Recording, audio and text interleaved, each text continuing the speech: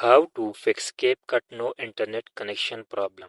So the solution is very easy and simple. So first long press on Capcut application.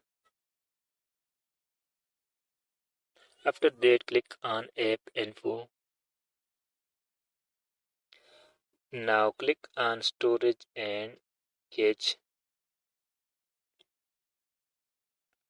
After that now first clear cache and go to Play Store.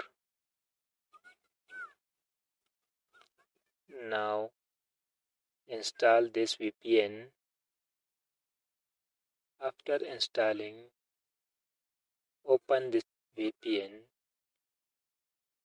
and connect this. After that, now use your Capcut without any problem. Thanks for watching.